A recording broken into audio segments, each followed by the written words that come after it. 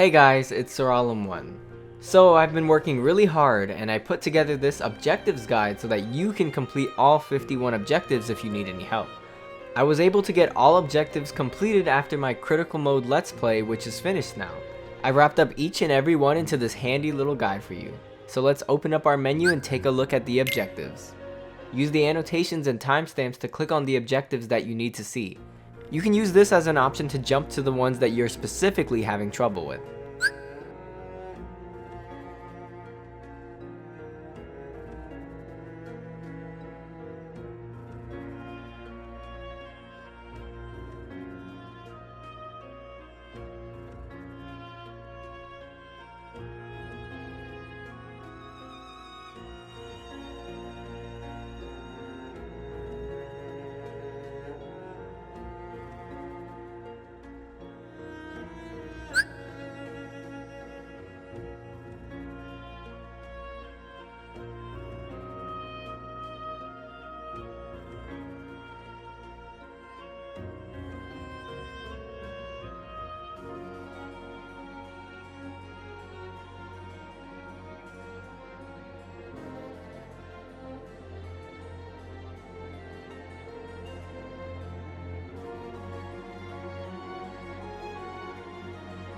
You should be able to defeat the shadows on your normal playthrough through the story. You only need to defeat 30, but if you weren't able to, you can go back to the endless staircase mirror in the world within and do a quick fight that has lots of shadows paired up with some flame cores. Defeat the Flutterings is another one that you can get during the main story, but if you weren't able to, you can find a lot of Flutterings at this first area in Forest of Thorns, and up here where you learn Shotlock in Castletown. Defeat the Flame Cores is a tougher one that you may not get along the main story. Once you finish the game, you can go back to the world within's endless staircase mirror to fight a short mob fight with 5 Flame Cores each time.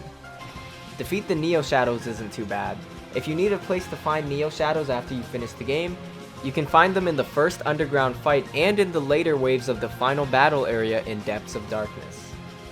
Water cores are annoying little guys. If you need a place to find water cores after completing the game, I think the easiest place that comes to mind is the mines area in the world within.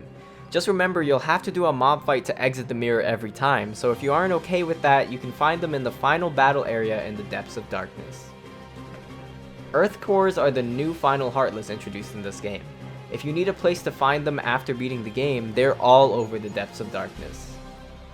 To get the test of strength objectives, you're gonna have to get Aqua all the way to level 80. What I did on my playthrough to EXP grind was I entered the Depths of Darkness.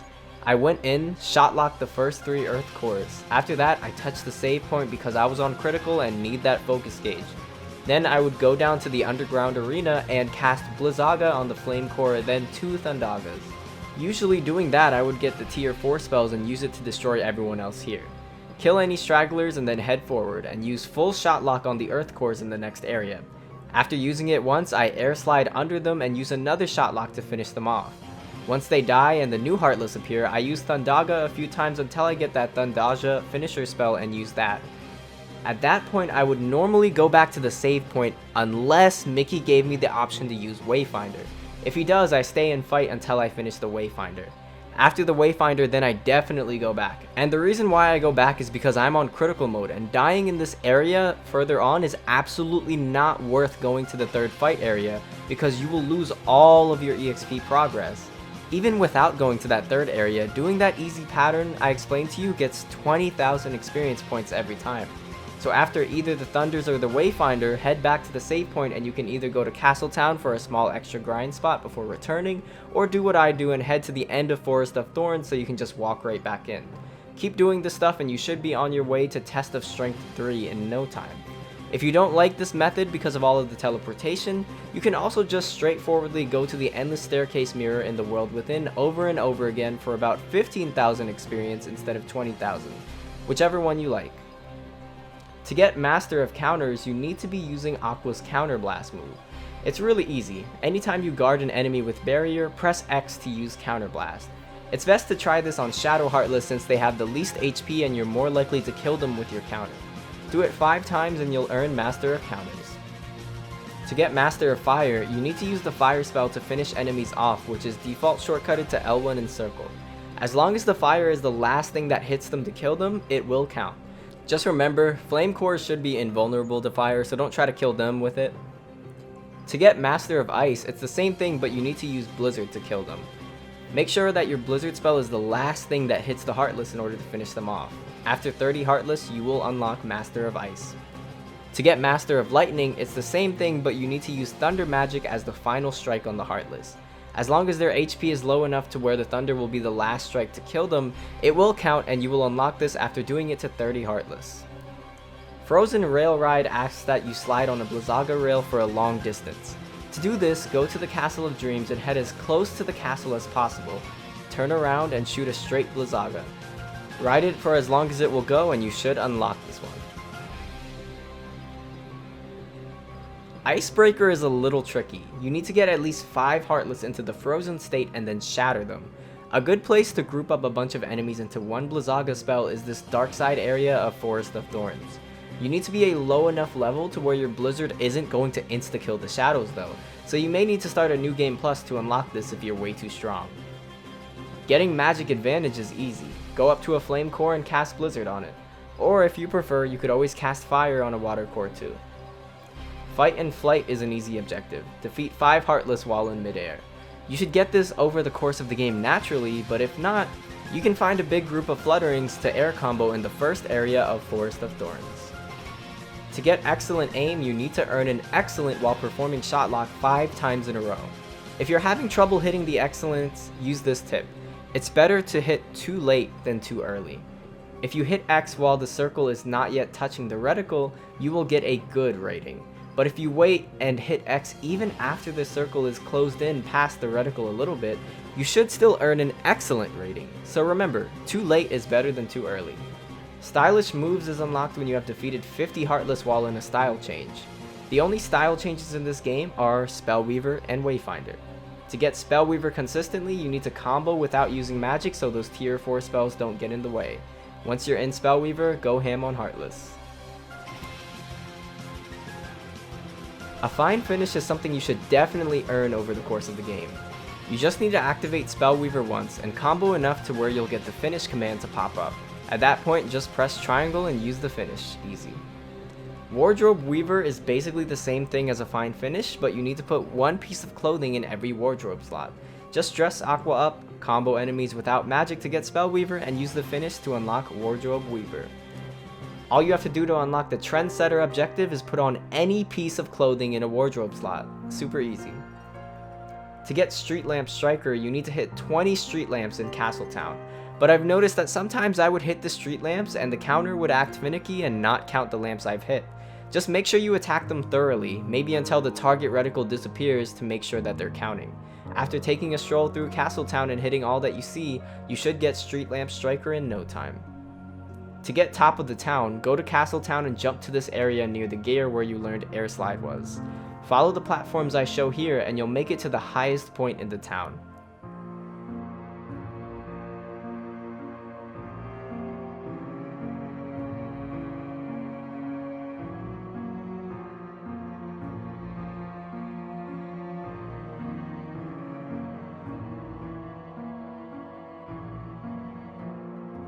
To get Starlit Wish, you need to watch a meteor shower. Stand at the area where you earn top of the town and stare at the castle. It might take a few seconds to show up, but when a meteor falls, you should earn Starlit Wish. To get Heartless that dwell, go to the world within and you need to enter the optional mirrors that look like this room on the inside, minus the one that has the chests. Complete all 3 Heartless battles. One of them will require you to strike candles to begin the fight, and that one actually unlocks you the next objective, Mystery Within, but completing all 3 fights will get you Heartless that dwell. To get Treasure Within, find the mirror that has a bunch of treasure chests when you look in. What you see before going in is the answer to the puzzle. The chest that is closed is the one you are supposed to open when you get inside. I remember it as the 5th chest from the left, so go inside and open this chest and you'll get the item.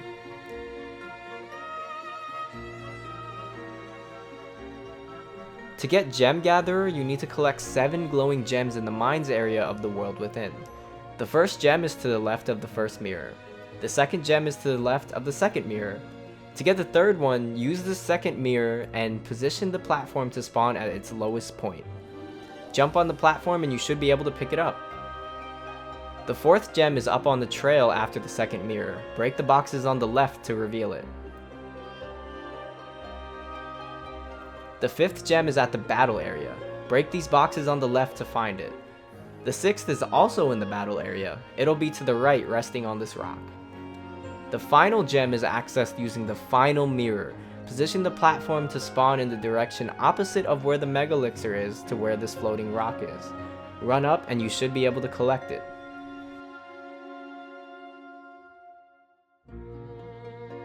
The connected objective was really tricky for me to figure out, but obvious once you know it. At the third mirror in the mines, you can see the platforms have glowing gems on them. Line the gems up so you get a star wayfinder shape and then spawn the platforms to get connected.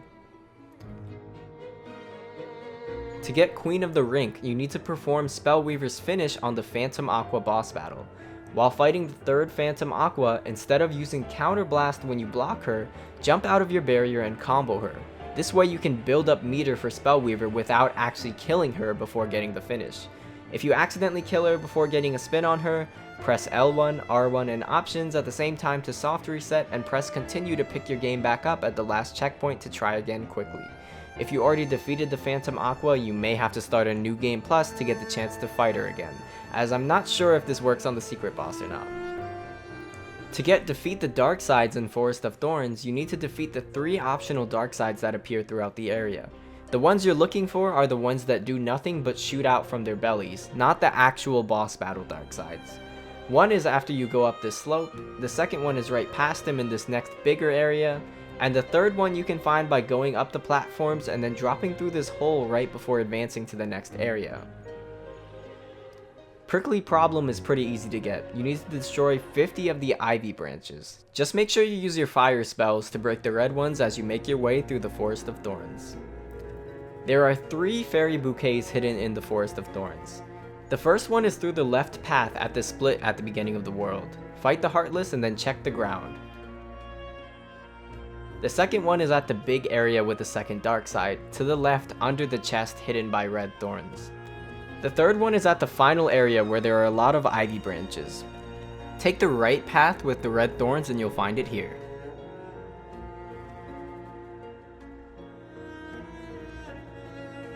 To work together with King Mickey, you need to use Wayfinder 5 times.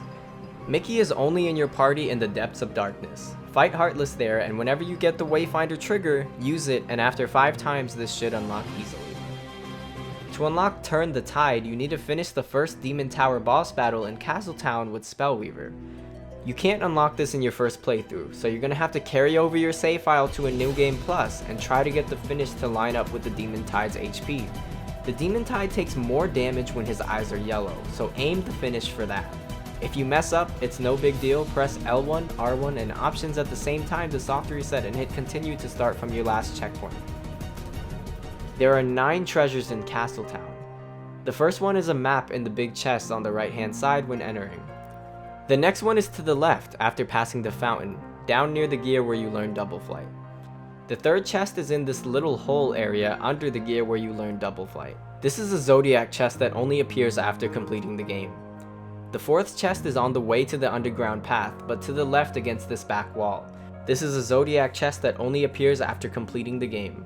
The fifth chest is in the underground path, right across from where the gear would be. If you take these platforms up from the underground path, you'll find the sixth chest on your way to the top of the town. The seventh chest is at the top of the town spot, but only after you completed the game, as this is a Zodiac chest. The 8th chest is on the right, in the pathway to the gear where you would learn Air Slide. This is a Zodiac chest that only appears after completing the game. The 9th chest is on the right side of the town after passing the water fountain. There are 13 treasures to be found in the world within. The first chest is a map chest right before the save point. The second chest is accessed by jumping up on top of the pillars and making it to the highest platform in the room. The next chest is behind the endless staircase mirror. This is a Zodiac chest that only appears when you complete the game. The fourth chest is accessed through this puzzle mirror. Look in the mirror with a bunch of chests inside before entering. The only one that's closed in the reflection is the correct chest. I remember it as the 5th from the left. The 5th chest is to the right of the second mirror in the mines area. This is a Zodiac chest that only appears when you have completed the game. In the battle arena in the mines, there's a chest on the right side. This is a Zodiac chest that only appears when you completed the game. The next chest is accessed by using the final mirror situation command and positioning it towards the far platform on the left. The final chest in the mines area is right to the left of the exit. In the endless staircase mirror, you'll find a chest directly behind you as soon as you enter. This is a Zodiac chest that only appears once you have completed the game. After going up the staircase and touching the mirror twice, you'll find a hidden pathway to the left of where you start to find the next chest. In the mirror with a lot of pillars, you'll find a chest to the right of the pillar after you go upside down for the first time. After coming back right side up, you'll find a chest if you walk to the right from the blue pillar you're supposed to hit. This is a Zodiac chest that only appears after completing the game. The final chest in the world within is right outside of the exit of the pillar room. To get flawless victory, you're gonna need to defeat the Phantom Aqua without taking any damage. The third Phantom Aqua fight, where she starts using Spellweaver, is the one you're looking for. If you already completed the game and you can't fight her again, you're gonna need to carry over your save file into a new game plus so you can try again. This fight is all about knowing when to use barrier and reacting with good timing. Because she's in Spellweaver, she can attack you by shooting you with a finisher.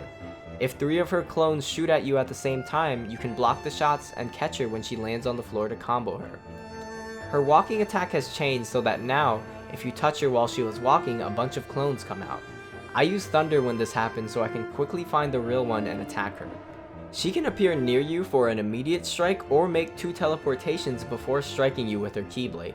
Anytime you block one of her strikes, don't use Counter Blast but press circle to jump out of the barrier so you can get some full combos on her. 2 normal full combos is enough to trigger her revenge value and have her escape. If you happen to be in Spellweaver while you're comboing her though, you can get more than 2 combos before she goes away to retaliate. She only has 2 retaliations that she uses when you hit her revenge value. The first is when she goes high up into the air. You can react with Thunder so that you don't need to spend time dodging her Blizzaga spells. She can also retaliate by using the finish of Spellweaver. Just barrier when it closes in, and when you see Phantom Aqua bend down into this position, that's when you press X to use Counter Blast. If you do it correctly, you'll be able to combo her after the attack. Remember, you have to no damage the fight. But if you mess up and let her hit you, no worries. Either die and hit retry, or press L1, R1 and options at the same time to soft reset your game and hit continue to start from your last checkpoint immediately. To unlock In the Mirror, you need to complete the Mirror Battle Rush after collecting all 12 Zodiac chests. If the mob fights are giving you trouble and you can't seem to get a winning strategy, I suggest completing Test of Strength 3 so that you are at least level 80 with Aqua. If they're not the problem, but the final fight against the Phantom Aqua is, I made a Boss Busters guide for you on how to defeat her. The link will be on screen and in the description of this video.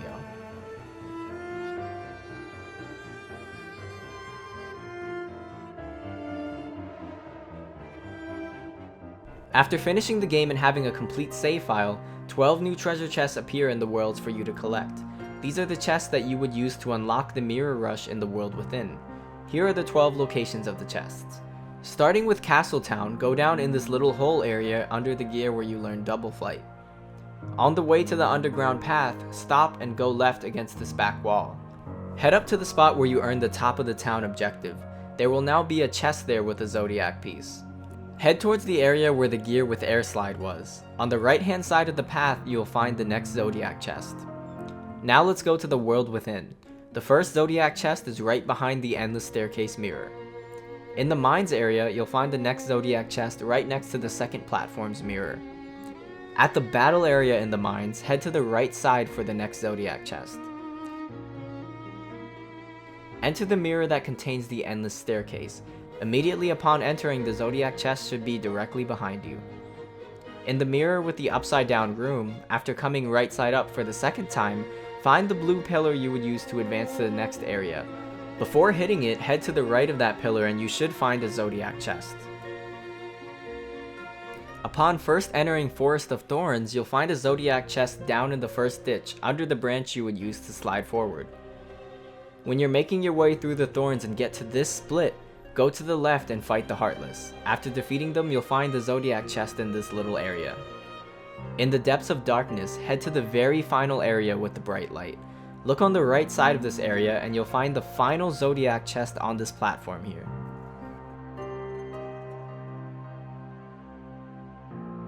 After collecting all 12 of these Zodiac chests, head back to the world within and a cutscene should play to give you the objective.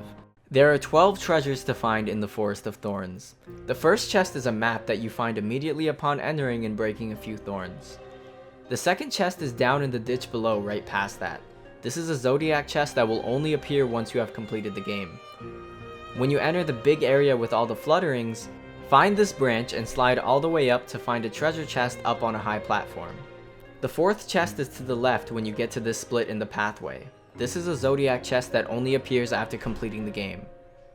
You'll find the next chest to the left of the second save point, behind these red thorns. Right after you pass the uphill area with the first Darkside, jump onto this platform on the left. After that, jump up and cast fire on these red thorns on the right, and there's a chest waiting for you inside. At the big area where the second Darkside appears, go up the platforms on the left and cast fire on these red thorns in the wall to find a chest inside. Now head up the middle path in the big area and turn right at where Terra and Ventus appeared in the story. There should be a chest up on a high platform against the wall. Continue along the middle path in the big area, but this time head into this little hole in the wall. There will be a Darkside and some Heartless down there, and behind them is a chest. When you enter the next area with thorns all over the place, take a left to this downwards path for a chest. After that, go forward in the area and you'll find this split. Take the right path with the red thorns and head into this tiny little hole in the ground for a chest. The final chest is right before the boss area where you fought the Darkside with the orb. Head to the right and go down in this pathway for the treasure. To get slide along the ivy rails, head back to the start of Forest of Thorns. Once you pass the area where the first Darkside boss battle was, you'll soon find yourself able to slide along the long ivy rail again. Just time your jumps to the Darkside's punches, and when a group of two Darksides punch at the same time, air slide or attack in the air to stay up there longer so you don't land on their punches. If you mess up, hit L1, R1 and options to soft reset and continue from your last checkpoint, or use a save point to go back to the start of Forest of Thorns and try again. In order to get Keeper of the Orb, you need to defeat the final Darkside battle in Forest of Thorns without taking any damage. I recommend you try this on either beginner or critical mode because you do more damage on these modes. If you already completed the game, you're gonna have to carry over your data to a New Game Plus to be able to give it another shot. This one can take a few tries if you aren't on your toes, so if you mess up, don't sweat it. The toughest thing in this fight for sure is the spiky rain that falls after every attack. Start the fight off by running down the path to the Darkside. Use cartwheel to roll over any spikes if you feel like you're about to run over one. Once you get to him, the rain is not going to stop, so my way of dealing with the spiky rain is to keep running around the edges of the arena. The rain is easier to deal with when you're moving and can see them falling in front of you, so I run around the edge of the arena carefully until the rain stops. Once it stops, I always attack him, but whenever I attack him, I make sure not to use my shot lock. This is because I'm saving it for later. When he shoots out of his belly, the safest thing to do would be just wait for them and barrier them back at him. When he punches the ground, just barrier the punch when it falls and attack his hand while he has it down there. Whatever move he decides to do, after he finishes his move, the spiky rain is going to start again.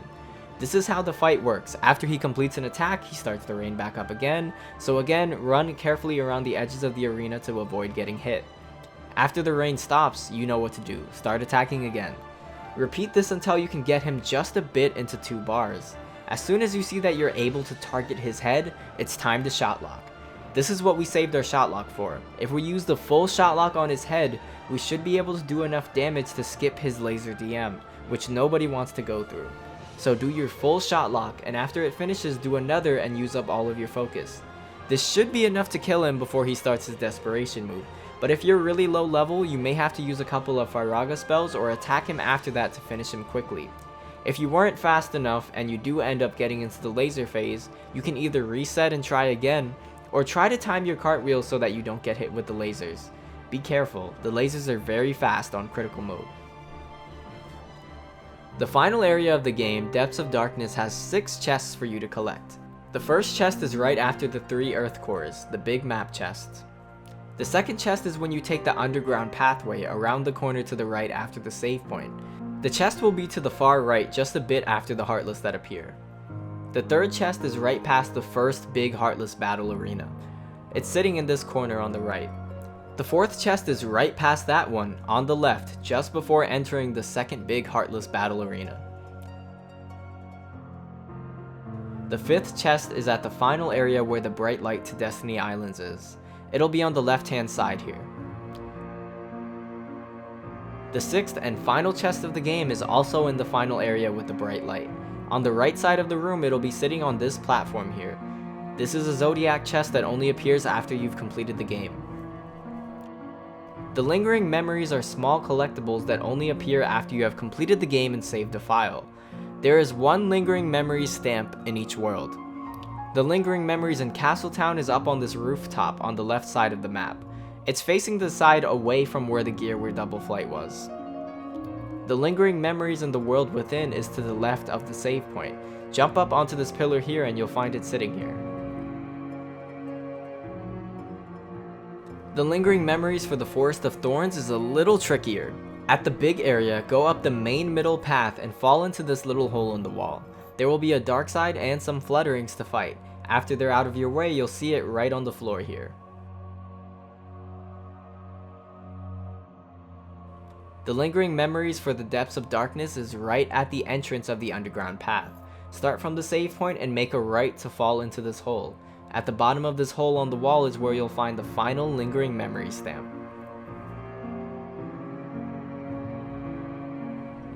To get combined strength, you need to use Mickey's Wayfinder command style to finish off the second Demon Tower boss. If you already completed the game, you'll need to carry over your save file into a New Game Plus to give this an attempt. Getting Mickey to trigger Wayfinder seems pretty random and there's no way to make him do it, so this could take a few attempts. If I do get the Wayfinder, I try to stall and get the boss's health as low as I can before I activate it. When I activate Wayfinder, I work for the finish and try to use that to end the fight.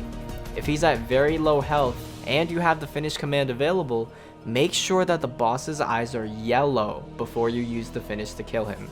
If his eyes are orange, he has very high defense and your finish may not kill him. So when you see his health is low and his eyes are yellow, that's the signal to go ahead and fire off that finish to get combined strength. This one is a little luck based in a sense, so it may take a few tries. If you mess up, it's no big deal. Die and hit retry or press L1, R1 and options at the same time to soft reset your game and hit continue to go back to the checkpoint right before the boss.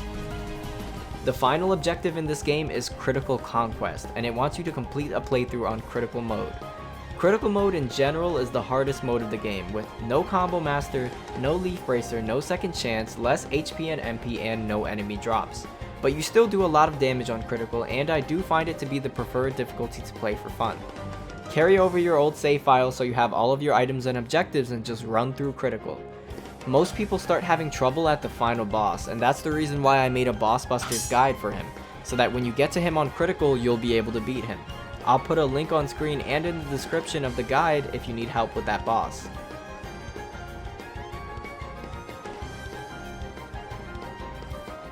After beating him, you'll get the objective Critical Conquest. And that, my friends, is each and every objective in Kingdom Hearts 0.2 Birth by Sleep, a fragmentary passage. Oh my god, I put a lot of time into editing and making this guide as easy and useful as possible for the viewer, so a like, favorite, comment, anything for my efforts is appreciated, and of course subscribe if you want to see my future videos. Well, with that, I've been Sir Alum1, and I'll catch you guys later.